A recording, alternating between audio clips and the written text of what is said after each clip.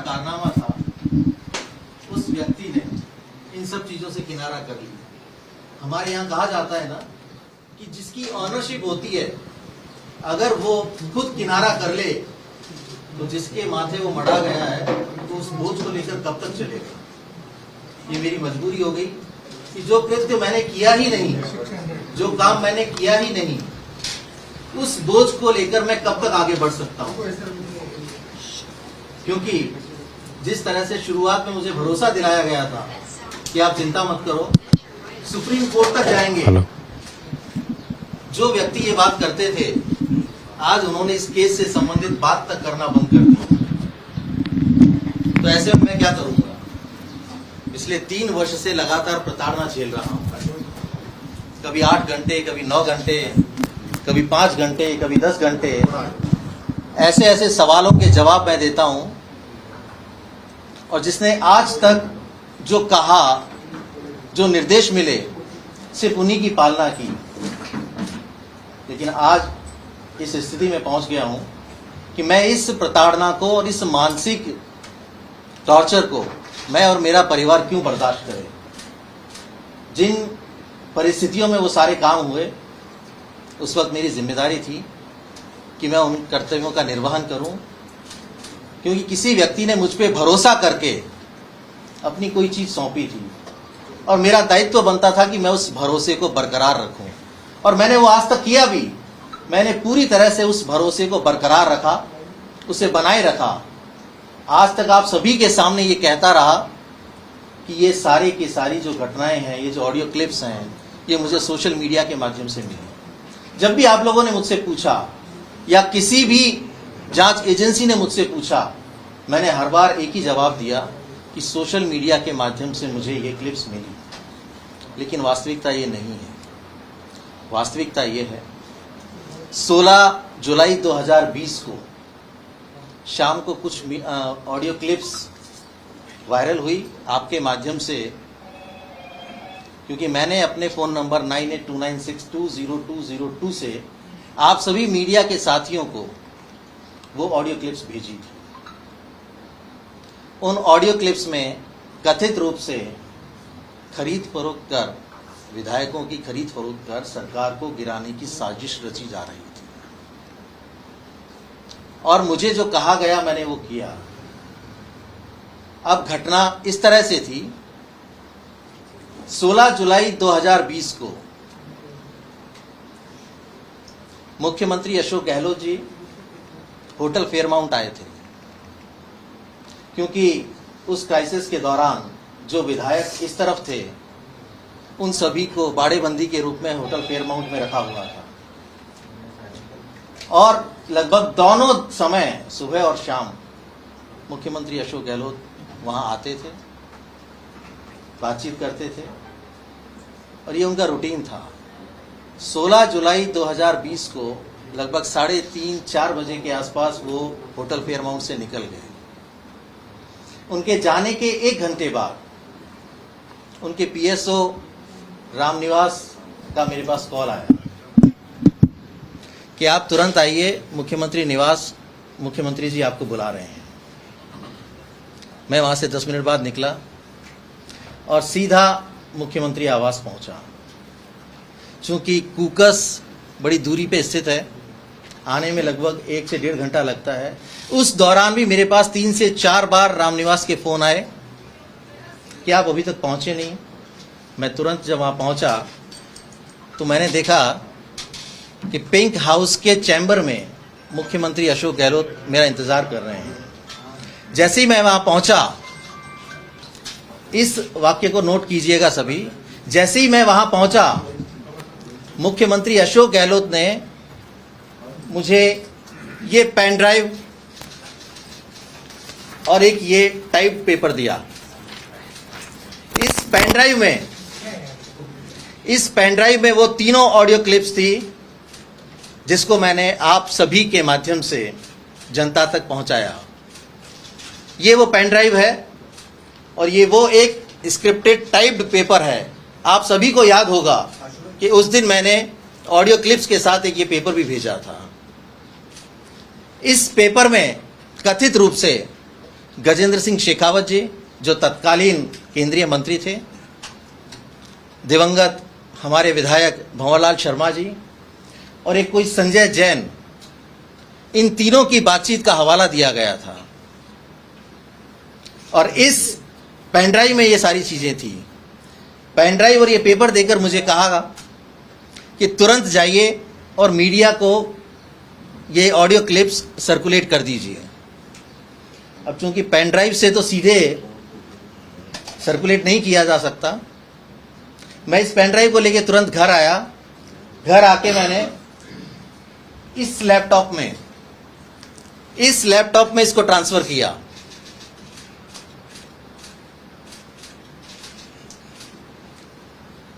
और लैपटॉप से मैंने ऑडियो क्लिप्स को अपने फोन में लिया और उस फोन के द्वारा आप सभी को, जो हमारे मीडिया के साथी हैं, उनको मैंने वो ऑडियो क्लिप्स सर्कुलेट की। तो ये ऑडियो क्लिप्स मुझे सोशल मीडिया के माध्यम से नहीं मिली। मुख्यमंत्री अशोक गहलोत ने इस पेन ड्राइव के जरिए मुझे ये सारी ऑडियो क्लिप्स दी और ये कहा कि मीडिया को आप सर्कुलेट कर दीजिए, और मैंने वो काम किया। अगले दिन अखबारों में जिस तरह से खबरें छपी और सभी को ये घटनाक्रम पता है कि जैसे ही ये ऑडियो क्लिप्स रिलीज हुई उसके बाद मुकदमे दायर हुए और जो सारा घटनाक्रम था कि किस तरह से खरीद फरोख्त की बात की जा रही है, कौन लोग हैं जो सरकार गिराना चाहते हैं, क्योंकि सीधे तौर पर केंद्रीय मंत्री गजेंद्र सिंह जी को इसमें इन्वॉल्व किया गया और ये आरोप लगाया गया कि बीजेपी के लोग सचिन पायलट के साथ मिलकर या बाकी के और जो विधायक हैं उनके साथ मिलकर सरकार को गिराना चाहते हैं। ऐसी मंशा थी ये साबित करने की कि इस पूरे खेल के पीछे भारतीय जनता पार्टी है, जबकि वास्तविकता ये नहीं थी। हम सभी ने सुना कि हमारे नौजवान नेता तत्कालीन उप मुख्यमंत्री सचिन पायलट जी ने ये कहा कि हम लोगों की सुनवाई नहीं हो रही थी, हम लोग अपनी बात कहना चाहते थे, इसलिए हम सब लोग एकत्रित होकर अपनी बात को कहने के लिए वही तरीका हमें मुफीद लगा, हम लोग इकट्ठे हुए और आला कमान तक अपनी बात पहुंचाना चाहते थे। लेकिन जैसे ही मुख्यमंत्री अशोक गहलोत को पता लगा तो ये सारा का सारा षड्यंत्र रचा गया। जो लोग उनके साथ गए थे उन सभी के फोन्स सर्विलांस पे थे, सभी को ट्रैक किया जा रहा था, इंक्लूडिंग सचिन पायलट जी। और जब ट्रैकिंग की जा रही थी तो ये पता लग रहा था लगातार कि कौन कहां किस तरह का मूवमेंट कर रहा है। तो आप सभी को याद होगा कि 3 विधायकों के साथ डील करके उनकी रात को 1:30 से 2 बजे के बीच में प्रेस कॉन्फ्रेंस करवाई गई मुख्यमंत्री आवास पर, और वो प्रेस कॉन्फ्रेंस भी मैंने ही करवाई थी। आप सभी लोगों को आमंत्रित किया, रात को 2-2:30 बजे परेशान किया, आप सब लोग वहां आए और उन्होंने मुख्यमंत्री अशोक गहलोत के समर्थन में अपनी प्रेस कॉन्फ्रेंस की। तो ये पूरी तरह से आप लोगों को मैंने बता दिया कि ये ऑडियो क्लिप्स कहां से आई। अब इसकी एक बानगी आपको सुनवाना चाहता हूं, सभी लोग उसको सुनिएगा एक बार।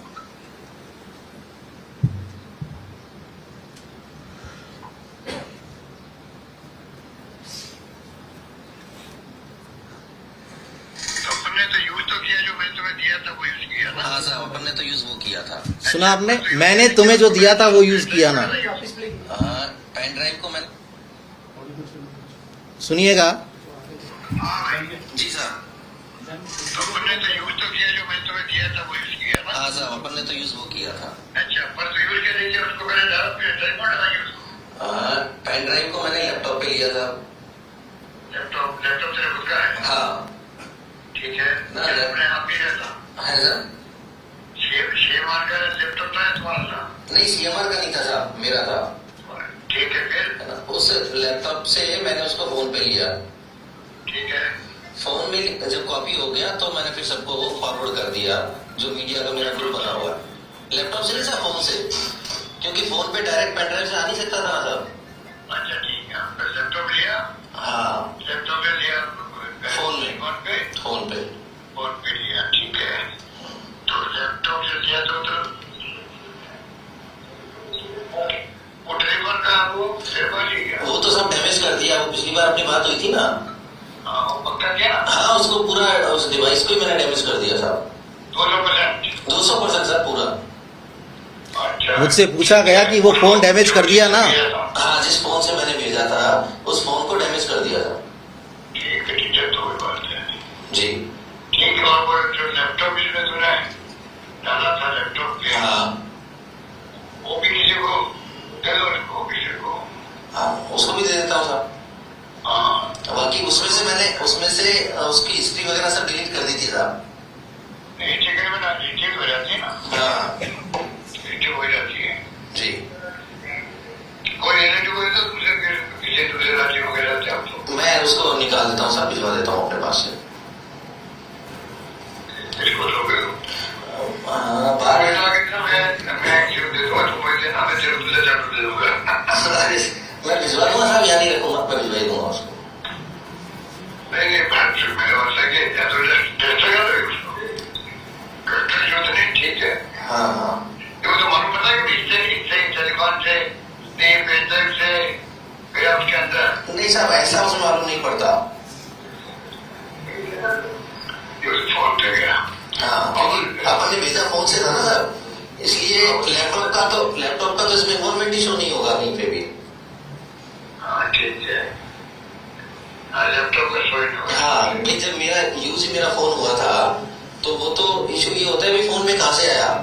तो अपने तो ना तो कोई पेन ड्राइव की बात है ना लैपटॉप की बात है, मेरे पास व्हाट्सएप ग्रुप से आया था। मान लीजिए मैं तेरे को भेजूं बस पे लैपटॉप पे क्या व्हाट्सएप पे, हाँ उसी ढंग से जो ये लैपटॉप से आया होगा तेरे फोन पे, हाँ तो व्हाट्सएप ग्रुप से आ गया। नहीं, वो तो साहब मैंने कॉपी किया था लैपटॉप से, तो लैपटॉप पे कॉपी किया। हाँ लैपटॉप से तो मेमोरी में कॉपी किया था उसको। मेमोरी से कॉपी किया। हाँ ठीक है समझ गया मैं। हाँ, वो लैपटॉप तुम जो देखना मैं कर दूंगा साहब उसको। जी सर। फिर बात करता हूँ। जी सर। फिर मैं भी अभी को ऐसे हो गया। नहीं साहब, वो एक ही बार मैंने क्या हाँ मीडिया को तो वही कहा था सारा मैंने कि इस तरीके से मेरे पास सोशल मीडिया के माध्यम से शाम तक चल रहा था, और व्हाट्सएप ग्रुप्स में, क्योंकि मैं कई ग्रुप्स में जुड़ा हुआ हूँ, मैं बहुत सारे ऐसे ग्रुप्स में जुड़ा हुआ हूँ जिनमें लगातार मेरे पास सुबह से लेकर शाम तक कभी वीडियोज आते हैं, कभी ऑडियो आते हैं, कभी उसमें ग्राफिक आते हैं, कभी टेक्स्ट आते हैं, मैसेज आते रहते हैं। उसमें भी आते हैं ना साहब, डेली के लगभग 40 से 50 हजार मैसेज आते हैं साहब। तो मेरा टेक्निकल पॉइंट भी मेरा यही है कि लगभग 40 से 50 हजार मैसेज डेली आते हैं, तो मेरे को हर 2-3 दिन में उनको डिलीट करना पड़ता है, नहीं तो मेरा फोन काम करना बंद कर देता है। तो इसलिए अब तो ये बता ही नहीं सकता कि वो कौन से ग्रुप में आया था। फोन कौन है ये बता नहीं। अब फोन तो जी दो लोग तो भेजते हो एक साथ में। हाँ सर। तो दो लोग वहां पे टेलीफोन आया नहीं, उनको फोन से आया ये पता नहीं लगता, मेरा नंबर काम में आया, बस मेरे नंबर से गया है वो पता लगता है साहब। और वो नंबर गायब हो गया। नहीं, नंबर तो मेरा वही काम में ले रहा हूँ साहब। ओके अच्छा। नंबर जो मेरा ये है 20202 वाला, इसी उस वक्त भी वही था और नंबर मेरा आज भी वही है। वो डिवाइस अपन ने डिस्ट्रॉय किया है साहब, जो हैंडसेट था, अपना हैंडसेट था, उसको डिस्ट्रॉय कर दिया। अच्छा ठीक है, उसको डिस्ट्रॉय किया है और नंबर वही है। नंबर वही है, नंबर पे ये पता नहीं लगता कि किसने क्या भेजा है। नंबर नहीं मालूम पड़ता। नहीं, नंबर से नहीं मालूम पड़ता सर। और इंस्ट्रूमेंट मालूम पड़ता है। इंस्ट्रूमेंट से इंस्ट्रूमेंट पे तो उस इंस्ट्रूमेंट में क्या क्या चीज आई,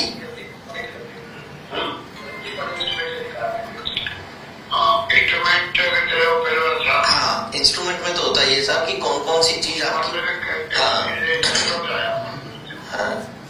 कि कौन उसमें कि कॉपी, हाँ कॉपी किया वो मालूम पड़ सकता है अगर उसको चेक करें कि ये कॉपी किया था या आया था तो। हाँ ठीक है, बात करेंगे। जी साहब जी। सुना आप लोगों ने कि उनको वायरल करने के बाद भी खबर नहीं आई, तब तक मुख्यमंत्री जी ने मुझे 2 बार व्हाट्सएप कॉल करके ये पूछा कि अभी तक न्यूज में चला क्यों नहीं। मैंने कहा साहब अभी भेजा है, थोड़ा सा समय लगेगा। और जैसे ही वो खबर आई तब मुझे पता लगा कि इन ऑडियो क्लिप्स में है क्या, अन्यथा मुझे ये तक पता नहीं था कि इसमें क्या है। ऑडियो क्लिप्स किस चीज़ से संबंधित हैं, मुझे डायरेक्शन दिए गए और मैंने उनकी पालना की। ये आपने अभी एक इस ऑडियो में भी सुना कि मुख्यमंत्री जी किस तरह से मुझे ये पूछ रहे हैं कि आपने वही काम में लिया जो मैंने भेजा था। मुझसे पूछ रहे हैं कि आपने वो हैंडसेट तो डिस्ट्रॉय कर दिया ना, जिससे आपने सारे मीडिया के साथियों को वो क्लिप्स भेजी थी। मैंने कहा वो मैंने डिस्ट्रॉय कर दिया। मुझसे मेरा वो हैंडसेट डिस्ट्रॉय करवाया। लैपटॉप इसलिए बच गया क्योंकि इसका सीधा इन्वॉल्वमेंट कहीं शो नहीं हो रहा था। मुझे ये कहा कि इसे किसी अन्य राज्य में भेज दो, आपने जिस क्लिप में सुना अभी, या इसे मेरे पास भिजवा दो, मैं आपको नया लैपटॉप दे दूंगा। साहब लैपटॉप की तो मुझे ज़रूरत है नहीं, लैपटॉप काफ़ी है हमारे पास। तो ये सारी की सारी चीज़ें, अब इससे बड़ा सबूत किसे चाहिए। ऑडियो क्लिप कितनी 3 ऑडियो क्लिप्स थी। उनमें जो वार्तालाप थी वो स्पष्ट रूप से मुझे नहीं पता किसकी थी किसकी नहीं थी। मुझे ये पेपर दिया गया जिसमें ये लिखा हुआ था कि गजेंद्र सिंह शेखावत बात कर रहे हैं बाकी के लोगों के साथ। ये पेपर, ये पेन ड्राइव और ये जो अभी आपने ऑडियो क्लिप सुनी, इससे पूरी तरह से आपको ये पता लग गया होगा कि ये पूरी की पूरी जो कहानी थी वो कहाँ से शुरू हुई, किसने की और किसने अपने राजनीतिक फायदे के लिए, अपनी कुर्सी को बचाए रखने के लिए मुझे काम में लिया। मैं अपने जो गुरु हैं, राजनीतिक गुरु जिनको मैं मानता था, बहुत ही साफ दिल के इंसान हैं। साफ दिल के इसलिए कि मुझे हर बार कहा करते थे कि तू मेरी तरह सबको काम में लिया कर। मुझे आज ये पता लग गया कि मैं कैसे काम में आ गया। बस एक यही चीज मैं नहीं सीख पाया कि तू मेरी तरह सबको काम में लिया कर। तो ये मेरी कमजोरी रही कि मैं इतने बड़े गुण को नहीं सीख पाया। अब एक और बात बताता हूं आपको कि जब ये सारी बातें हो गई, उन्होंने मुझसे पूछ लिया कि आपने फोन को डिस्ट्रॉय कर दिया ना, और मैंने हाँ भर लिया। लेकिन मुझे लगता है उनके दिल में कहीं ना कहीं इस बात का वहम था या डर था कि शायद उसने उस मोबाइल फोन को डिस्ट्रॉय नहीं किया है। तो 26 नवंबर 2021 को इसी ऑफिस में जिसमें आप लोग बैठे हैं, मेरे इस ऑफिस में एसओजी की रेड पड़वाई उस व्यक्ति ने जिसके लिए मैंने इतना बड़ा कदम उठाया। मैंने किस तरह से बर्दाश्त किया होगा कि मेरे कार्यालय में जो व्यक्ति मुख्यमंत्री के लिए काम करता है, उसके कार्यालय में एसओजी की रेड, या बाहर पुलिस की गाड़ियां, एसओजी की टीम और मेरे पूरे ऑफिस को खंगाल लिया। जब उन्हें वो मोबाइल डिवाइस नहीं मिला तब जाके तसल्ली हुई कि हाँ, वो डिवाइस पूरी तरह से डिस्ट्रॉय कर दिया गया है। ये है हमारे पूर्व मुख्यमंत्री अशोक गहलोत जी और उनकी सच्चाई कि वो किस तरह अपने से जुड़े हुए व्यक्तियों को उपयोग में लेते हैं, अपने राजनीतिक फायदे के लिए उपयोग में लेते हैं और बाद में कैसे उनसे किनारा कर लेते हैं। मुझे कोई दिक्कत नहीं होती जिस तरह से मुझे शुरुआत में कहा जाता था कि हम सुप्रीम कोर्ट तक जाएंगे, आप चिंता मत करो। तो उसके बाद क्यों बदल गए? क्यों उन्होंने इसके बारे में बातचीत करना बंद कर दिया? क्यों मुझे पूरी तरह से अकेला छोड़ दिया? क्यों कभी भी इस केस को लेकर कोई चर्चा क्यों नहीं की? क्योंकि सरकार बच गई थी। जिनको मुख्यमंत्री रहना था वो मुख्यमंत्री रहे, जिनको मंत्री बने रहना था वो मंत्री बने रहे और कार्यकाल पूरा हुआ। तो जब कार्यकाल पूरा हो गया तो उसके बाद कोई आवश्यकता ही नहीं बची कि अब इसके बारे में बात भी की जाए। तो मैं कहां जाऊंगा भाई, जिसके ऊपर इतना बड़ा केस लगा हुआ कि 2000 मार्च 2021 में दिल्ली में मेरे ऊपर जो केस दर्ज हुआ, पिछले 3 साल से लगातार मैं उसे झेल रहा हूं और मेरा परिवार उसे झेल रहा है। क्या बीतती होगी उन लोगों पर जब मैं सुबह 8 बजे क्राइम ब्रांच के ऑफिस में घुसता हूं और रात को 8 बजे निकलता हूं, मेरी कोई खैर खबर किसी को नहीं होती। ये तक पता नहीं होता कि मैं वहां किस स्थिति में हूं, क्या कर रहा हूं। मैं सकुशल हूं या नहीं हूं, तो इन सब चीजों की वजह से आज मजबूर होकर मुझे ये खुलासा करना पड़ रहा है कि ये कृत्य और ये काम मैंने नहीं किया। मैंने शुरू से आप सभी लोगों को ये कहा कि इस रिकॉर्डिंग में मेरा कोई लेना देना नहीं है। मुख्यमंत्री अशोक गहलोत ने, चाहे वो लीगल हो या इलीगल हो, इंटरसेप्शन उन्होंने करवाया और वो इंटरसेप्टेड क्लिप्स को इस पेन ड्राइव के जरिए मुझे दिया और मुझसे आप लोगों तक पहुंचवाया, और उसके बाद पूरे प्रदेश की जनता को ये जताने का प्रयास किया कि मेरी चुनी हुई सरकार को गिराने की साजिश रची जा रही है, और वो उस प्रयास में सफल भी हुए। आप सबके सामने है, कार्यकाल पूरा कर लिया, इससे बड़ी सफलता और क्या होगी। उस कार्यकाल को पूरा करने के बाद भी जो उस समय में और घटनाएं हुई, मैं उनका भी जिक्र करना चाहूंगा। इसी दौरान जब क्राइसिस चल रहा था तो मैंने आपको उदाहरण दिया कि तमाम ऐसे लोग, विधायक जो सचिन पायलट जी के साथ थे, उन सभी के फोन सर्विलांस पे थे। कुछ इनके अपने लोग भी जो इनकी बाड़ेबंदी में थे, उन तक के लोगों को भी फोन्स को सर्विलांस पे रखा हुआ था। फिर जैसे जैसे ये बात उठती थी कि भाई आज लोकेश को क्राइम ब्रांच ने बुलाया है, तो क्या करें, अब गजेंद्र सिंह जी के ऊपर कैसे दबाव बनाया जाए, कैसे प्रेशराइज किया जाए ताकि वो थोड़ी सी न्यूट्रल होने की भूमिका निभाएं। तो एक संजीवनी मामला जो चल रहा था, उसका राजनीतिक फायदा लेने के लिए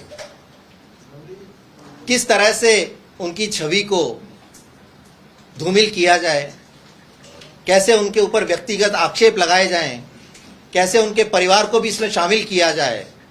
मुख्यमंत्री निवास पर रोजाना लगभग यही षड्यंत्र रचा जाता था कि केंद्रीय मंत्री गजेंद्र सिंह शेखावत और हमारी ही पार्टी के नेता सचिन पायलट, उनको किस तरह से डाउन किया जाए, कैसे उनको जनता के सामने उनकी छवि को खराब करने का प्रयास किया जाए। और वो लगातार करते भी रहे। संजीवनी से जुड़े हुए जितने लोग थे, उन लोगों को मुख्यमंत्री आवास बुलाया जाता था, उनके वीडियो रिकॉर्ड करके सिलसिलेवार उनको चलाया जाता था, ताकि ये उनकी जो छवि बनी हुई है और उनके ऊपर जो व्यक्तिगत आरोप लगाने का मौका उन्हें मिल सके और वो उसका राजनीतिकरण कर सकें। ये उन्होंने पूरा प्रयास किया। एक और प्रदेश में सबसे बड़ा मुद्दा आज की तारीख में चल रहा है, वो है पेपर लीक का मुद्दा। वर्तमान सरकार पेपर लीक के मामले को लेकर बड़ा अच्छा काम कर रही है। वो प्रयास कर रही है कि जितने लोग उसमें शामिल हैं और उस लीक के दोषी हैं, उनकी तह तक पहुंचा जाए और उन्हें सजा दी जाए। लेकिन आप सभी को याद होगा कि हमने प्रदेश में, हमारी तत्कालीन सरकार ने दीपोत्सव बड़े जोर शोर से मनाया था और ये कहा था कि हमने प्रदेश के नौजवानों के लिए इतना अच्छा अरेंजमेंट किया है कि जब वो परीक्षा देने जाएंगे तो रास्ते में लोग उन्हें खाना खिलाएंगे, उनके सोने की व्यवस्था करेंगे। बहुत हमने ढोल बजाए और ये आभास कराने का प्रयास किया कि प्रदेश की सरकार युवाओं के लिए हमेशा खड़ी है और उनके सहयोग के लिए तत्पर है। लेकिन ऐसा कैसा सहयोग कि वो पेपर लीक हो जाए और लीक होने में उनकी पूरी जानकारी हो, उस पूरे सिस्टम की मिलीभगत हो, जो लोग उसके लीक को रोकने के लिए बने हुए हैं। जिन लोगों के भविष्य की चिंता मुख्यमंत्री ने नहीं की, जिन नौजवानों के भविष्य की चिंता मुख्यमंत्री ने नहीं की, तत्कालीन मुख्यमंत्री, वो आज अपने नौजवान पुत्र के भविष्य के लिए दिन रात लगे हुए हैं। उन्होंने जालोर सिरोही में ऐसे कैंपेन किया है जैसे पूरा राजस्थान एक तरफ और जालोर सिरोही का चुनाव एक तरफ। क्या सभी कैंडिडेट्स के लिए समान व्यवहार नहीं होना चाहिए था? वो कैंपेनिंग कमेटी के चेयरमैन हैं। इस प्रदेश में कांग्रेस पार्टी ने जितने लोगों को सिंबल दिया है, जितने लोगों को प्रत्याशी बनाया है, क्या सभी के लिए उतनी मेहनत नहीं की जानी चाहिए थी? लेकिन उन सबको छोड़कर पूरी तरह से अगर लगे हुए हैं तो जालोर सिरोही के लिए लगे हुए हैं।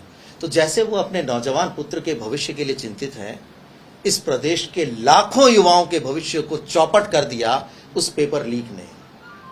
और कई हफ्तों तक तो यह स्वीकार भी नहीं किया कि ये पेपर लीक हुए हैं। जब ये दबाव बढ़ा, विपक्ष ने भी आवाज उठाई, नौजवान भी पूरी तरह से आक्रोशित हो गए और ये दबाव बढ़ा तो लेवल 2 के पेपर को रद्द किया गया। लेकिन सिर्फ रद्द करना ही पर्याप्त नहीं होता, उसमें जितने लोग शामिल हैं उनके खिलाफ कार्रवाई को लेकर भी बात की जाती है। एक और छोटी सी क्लिप आप लोगों को सुनवाना चाहता हूं कि किस तरह माध्यमिक शिक्षा बोर्ड के चेयरमैन जारोली को जब उसमें इन्वॉल्व पाया गया तो ये कितने पशोपेश में थे सभी लोग कि इनके खिलाफ कौन सा एक्शन लिया जाए, इन्हें बर्खास्त कैसे किया जाए। उस बर्खास्तगी को लेकर बहुत चिंतन मनन हुआ। आखिर में बर्खास्त शब्द का प्रयोग किया गया क्योंकि वो कॉल भी मुझे ही किया था और मुझे कॉल करके ये बात कही गई थी। आप इसे भी एक बार सुनिए ताकि आपको पता लगेगा कि कैसे पेपर लीक में भी इनकी कितनी बड़ी भूमिका रही और कैसे इन्होंने अपने लोगों को बचाते हुए उन दोषियों के खिलाफ कार्रवाई नहीं की और मामले को दबा दिया। जी सर। हाँ सर। एक तो अल्पावल मीटिंग हुई। ठीक। सीएम। एजुकेशन मिनिस्टर को मीटिंग करना। मीटिंग करना जी। जी। आवाज नहीं आ रही। आवाज नहीं आ रही। हाथ ऊपर करो। मोबाइल ऊपर करो। जी पुलिस और एसीएस हो। एसीएस हो।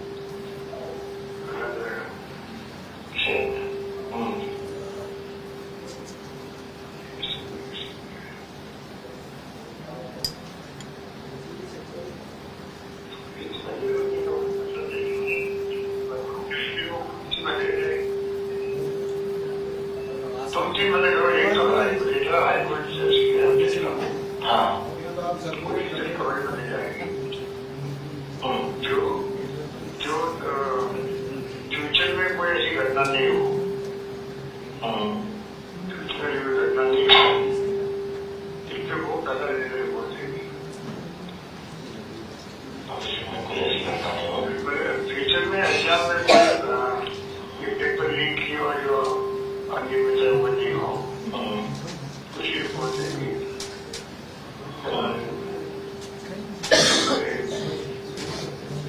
और नंबर 2 एक चेयरमैन जो है, चेयरमैन वो करा आप बता सकती रहेगा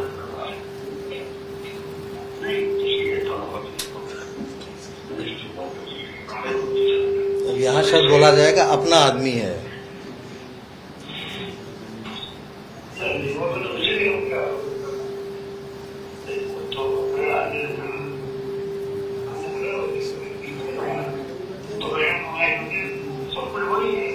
सब कुछ वही है।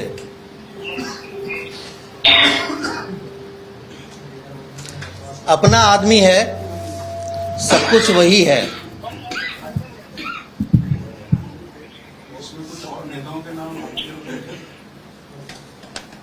आपके सभी सवालों के जवाब मैं एक बार ये पूरा कर लूं फिर दूंगा कि अपना आदमी है, सब कुछ वही है।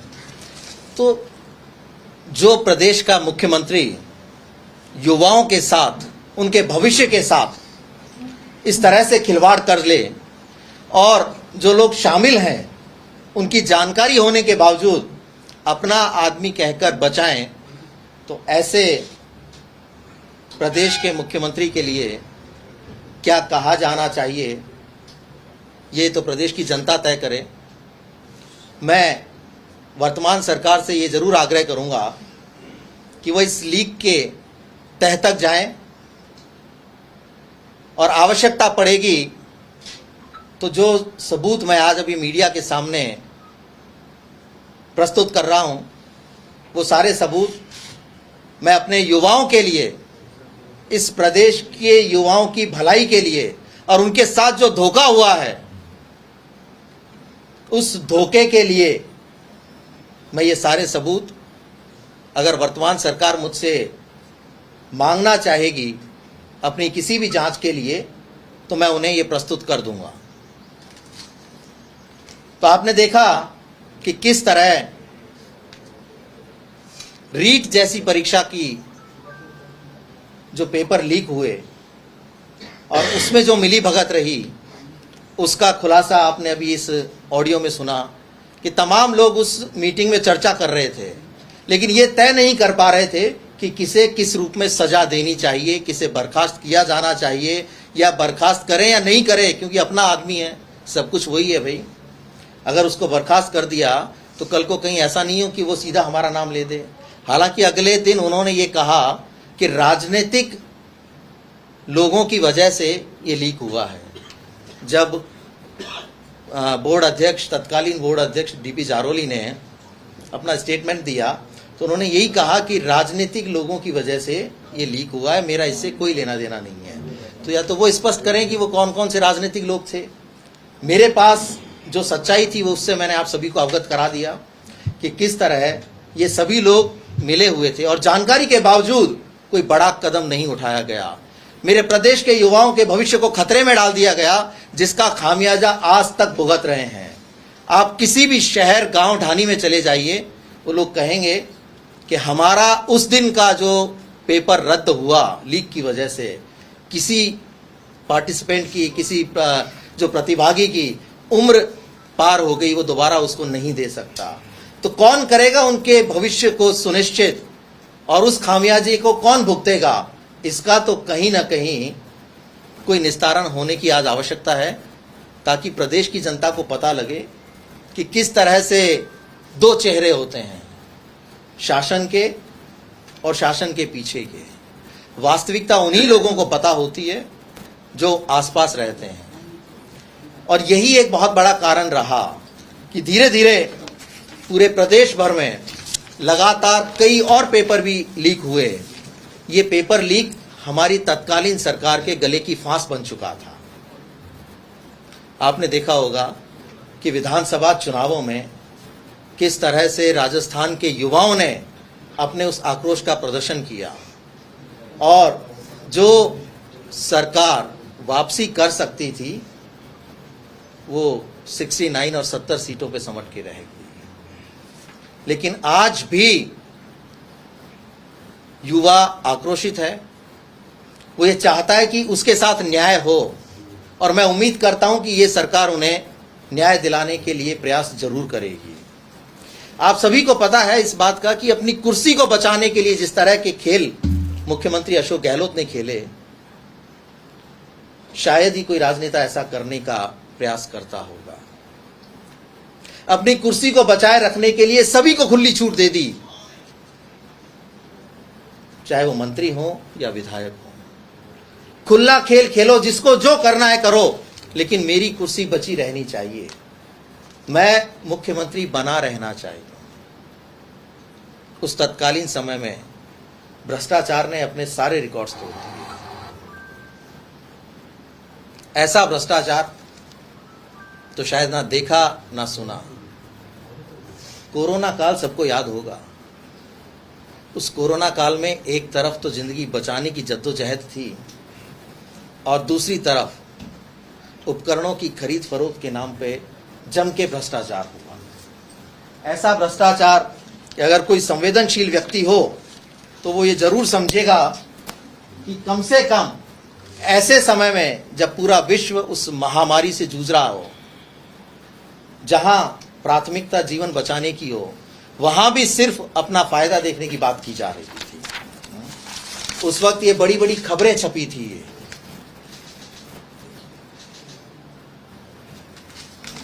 कि किस तरह से खरीद फरोख्त के नाम पे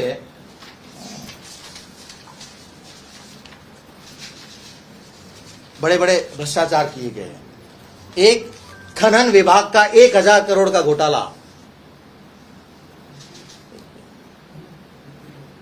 इसका कोई जिम्मेदारी लेने को तैयार नहीं हुआ कि ये घोटाला किसने किया, क्योंकि जिम्मेदार तो सभी शामिल थे, सभी की मिली भगत थी। तो ऐसे कई घोटाले इस प्रदेश में हुए, चाहे वो खनन घोटाला रहा हो, कोरोना काल में उपकरणों की खरीद फरोख्त का घोटाला रहा हो, ग्रामीण और शहरी ओलंपिक का बड़ा ढिंढोरा पीटा गया कि हमने प्रदेश के गांवों में, ग्रामीण अंचल में युवाओं को और बुजुर्गों को एक साथ खेलने के लिए खड़ा कर दिया। अगर ये सरकार उन सभी घोटालों की तह में जाने का प्रयास करे तो पता लगेगा कि पिछली सरकार ने ऐसे कार्यक्रमों के नाम पर कितने हजारों करोड़ों का घोटाला किया। और जब सरकार अपने आखिरी सांसें ले रही थी, यानी आखिरी चरण में थी, तब मोबाइल बांटने को लेकर इस प्रदेश की महिलाओं को निःशुल्क मोबाइल देने की बात कही गई। लगभग 7,400 करोड़ 7,400 करोड़ की बात थी कि इतने पैसे खर्च होंगे, जिसके लिए सारी तैयारियां हो गई। लेकिन प्रदेश की कितनी चुनिंदा महिलाओं को मोबाइल मिले हम सब जानते हैं। ये भी एक बहुत बड़ा घोटाला मोबाइल कांड के नाम से अगर कोई तह तक जाएगा तो पूरे प्रदेश ही नहीं, पूरे देश को पता लगेगा कि पिछली सरकार ने किस तरह घोटालों की अति कर दी थी। तो ये तमाम चीजें जो उस दरमियान हुई, उनका मैंने आपको सिलसिलेवार इस पत्र के माध्यम से और इस पेपर के माध्यम से बताने का प्रयास किया। आप सब इस बात को जानते होंगे कि इस प्रदेश के मुख्यमंत्री अशोक गहलोत, जो पिछले 40 वर्ष से ये सोच के बैठे हैं कि मैं ही कांग्रेस हूं, मेरे अलावा कोई दूसरा व्यक्ति कांग्रेस में आगे बढ़ने का प्रयास नहीं करना चाहिए, ना ही वो आगे बढ़ना चाहिए। उनकी ये हठ धर्मिता यही सबसे बड़ा कारण रही कि हम पिछले विधानसभा चुनावों में अपनी सरकार की वापसी नहीं करवा पाए। उन्होंने आला कमान तक को धोखा दिया, जो आला कमान उन्हें राष्ट्रीय अध्यक्ष बनाने के लिए तैयार थे। 25 सितंबर 2022 की घटना सभी को पता होगी कि आला कमान के दूत के रूप में श्रीमान खड़गे जी और अजय माकन जी इस प्रदेश में आए, और वो जो भी एजेंडा लेकर आए थे, उस एजेंडे को सोची समझी रणनीति के तहत प्रायोजित रूप से पूरा नहीं होने दिया गया। मुख्यमंत्री जी दोपहर को जैसलमेर चले गए, तन्नोट माता के दर्शन किए। दर्शन करने के थोड़ी देर बाद मुझे फोन किया और मुझे कहा कि मीडिया में ये खबर चलवाओ कि ये जितने विधायक धारीवाल जी के यहां इकट्ठे हुए हैं, इन सबकी एक ही मांग है कि हम में से किसी को मुख्यमंत्री बना दो, सचिन पायलट नहीं चलेगा। मुझसे वो खबर चलवाई कि और कोई मांग नहीं है इनकी। ये सारे इसलिए एकत्रित हुए हैं कि हम जितने भी लोग हैं जिन्होंने होटलों में रातें बिताई, उनमें से किसी को मुख्यमंत्री बना दो। तो सीधे तौर पर आला कमान की अवमानना की, उन्हें धोखे में रखा, उनको पूरी तरह से अंधेरे में रखते हुए सारे काम किए। और उनकी इच्छा को, यानी ये हमेशा ये कहने का प्रयास करते हैं कि आला कमान जो कहेगा मैं तो उसी की पालना करूंगा, लेकिन वो हुआ नहीं। आला कमान की मंशा शायद कुछ और थी उस दिन, लेकिन वो पूरी नहीं हो पाई। और इसी तरह विधानसभा चुनाव में भी आला कमान को अंधेरे में रखा और ये उनको पूरी तरह से विश्वास दिलाने का प्रयास किया कि आप सब कुछ मेरे ऊपर छोड़ दो, मैं प्रदेश में सरकार की वापसी करवा के रहूंगा। चाहे टिकट देने की बात हो या किसको कहाँ किस तरह से उपयोग में लेना है उसकी बात हो, उन्होंने अपनी मनमर्जी चलाते हुए वो सभी तमाम टिकट्स को रिपीट किया जिनके बारे में चाहे स्वतंत्र एजेंसीज रही हों या हमारे फीडबैक रहे हों या AICC ने जो सर्वे करवाया हो वो रहा हो। सभी ने ये कहा कि लगभग 25 से 30 टिकट मिनिमम बदल देने चाहिए, अन्यथा ये सभी चुनाव हारेंगे। लेकिन वो नहीं माने। मुझे लगता है कि वो शायद किसी को ऑब्लाइज करना चाह रहे थे, लेकिन मैं ये मानता हूं कि राजनीति का पहला धर्म सत्ता हासिल करना होता है और उस पहले धर्म को नहीं निभाते हुए सिर्फ अपने लोगों को ऑब्लाइज करने की सोच रखने की वजह से हम अपनी सरकार की वापसी नहीं करवा पाए। तो कांग्रेस के कार्यकर्ता जो अपने मन में ये सपने लिए बैठे थे कि इस बार कामों की वजह से, इस बार माहौल की वजह से हम अपनी वापसी करवाएंगे, वो वापसी नहीं हो पाएगी। और इसका खामियाजा किसे उठाना पड़ता है? कांग्रेस के कार्यकर्ता को, जो सक्रिय रूप से कार्यकर्ता है उसे ही उठाना पड़ता है। जो मंत्री रह लिए वो रह लिए, जो मुख्यमंत्री रहे वो मुख्यमंत्री रह लिए। एक वर्कर जो लगातार काम करता रहता है उसकी स्थिति बहुत खराब हो जाती है।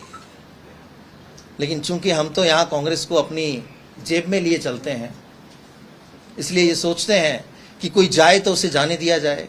जितने लोग कांग्रेस छोड़ के गए सबको ये पता है कि सबने एक व्यक्ति का नाम अपने उस स्टेटमेंट में जरूर दिया। वो व्यक्ति थे पूर्व मुख्यमंत्री अशोक गहलोत, कि हमारी सुनवाई नहीं हो रही थी, हमें सुना नहीं गया, हमसे बात नहीं की गई, इसलिए हम मजबूर हैं कि हम अपनी पार्टी को छोड़ के दूसरी जगह जा रहे हैं। कोई यूं ही कुनबा नहीं बदलता।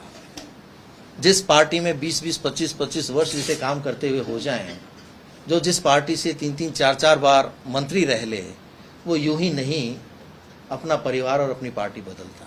लेकिन किसी ने प्रयास नहीं किया कि उनसे बातचीत की जाए, पता लगने के बावजूद कि इस तरीके से वो पार्टी से नाराज हैं या उनकी किसी बात से नाराज हैं, तो भी किसी ने प्रयास नहीं किया। उल्टे ये कहते जरूर सुना कि कोई जाता है तो हमें कोई फर्क नहीं पड़ता। अरे आज अगर यहाँ 20 लोगों की भीड़ है और इसमें से एक एक व्यक्ति जाना शुरू करे और हम उसे रोकेंगे नहीं, तो ये 20 के 20 बाहर चले जाएंगे और यहाँ कोई नहीं बचेगा सिर्फ मेरे अलावा। तो ऐसे में कहाँ इस पार्टी का आगे भविष्य सुनिश्चित होगा? कौन करेगा इस पार्टी के भविष्य की आगे की तैयारी? इसलिए अब जरूरी हो गया कि नौजवानों को आगे लाया जाए, पूरी तरह से उनका साथ दिया जाए। अन्यथा यही ढर्रा चलता रहा तो इस प्रदेश में कांग्रेस कभी अपनी स्थिति मजबूत कर पाएगी, मुझे उसकी उम्मीद बहुत कम नजर आती है। तो ये तमाम बातें आज आप सभी के समक्ष मैंने रखी और अभी मैं आपके तमाम सवालों के जवाब दूंगा। अब जो भी कोई भी किसी भी तरह का सवाल मुझसे करना चाहे, अपने अपने प्रश्न मुझसे कर सकते। सारे सबूत अपने पास रखे। आप अब तक शांत रहे, थोड़ा गुड़ तो आपकी कोनी पे भी लगा हुआ, या 7,400 करोड़ या कोई दूसरा अमाउंट जो भी आप कह रहे हैं, उसमें से कुछ भी उम्मीद नहीं रही इसके बाद में प्रेस कॉन्फ्रेंस? देखिए, इस बात की जानकारी तो मैंने शुरुआत में ही दे दी कि आज मैं मजबूर क्यों हुआ। बहुत से लोग हैं, मैं सोशल मीडिया पे भी कमेंट्स पढ़ता रहता हूँ लोगों के। लोग कहते हैं कि मलाई खाने के बाद, सत्ता का सुख लेने के बाद आज आप बोल रहे हो। जैसे मैंने 3 दिसंबर को परिणाम आने के बाद एक बात कही, बहुत से लोगों ने उस वक्त भी ये सवाल उठाया कि आप आज क्यों कह रहे हो, आपने उस वक्त क्यों नहीं कहा। तो इसका जवाब मैंने पहले भी दिया, आज फिर से देना चाहता हूँ कि मैं तब तक एक जिम्मेदार पद पर उनकी तरफ से बिठाया हुआ या उनकी तरफ से नॉमिनेट किया हुआ एक व्यक्ति था।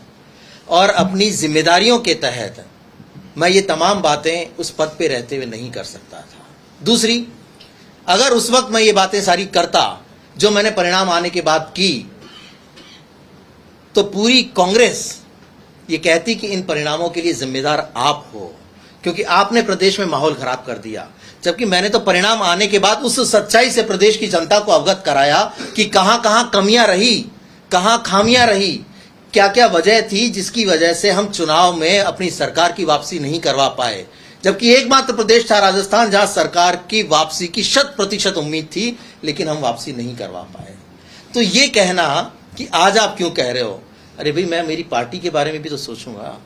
अगर मैंने चलते चुनाव के बीच में कदम उठाया होता और परिणाम यही आता, परिणाम तो यही सुनिश्चित था जो आया, तो सारा का सारा ठीकरा मेरे माथे फूटता कि लोकेश शर्मा आपने ये सच्चाई जनता के सामने रखी, इसलिए प्रदेश का माहौल खराब हो गया।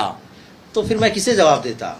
आज कम से कम ये तो कह सकता हूं कि परिणाम आने के बाद मैंने सच्चाई से प्रदेश की जनता को और आमजन को अवगत कराया, और उस प्रत्येक कांग्रेसी को अवगत कराया कि हमारी चूक कहां हुई और हम उस चूक को स्वीकार क्यों नहीं कर रहे हैं।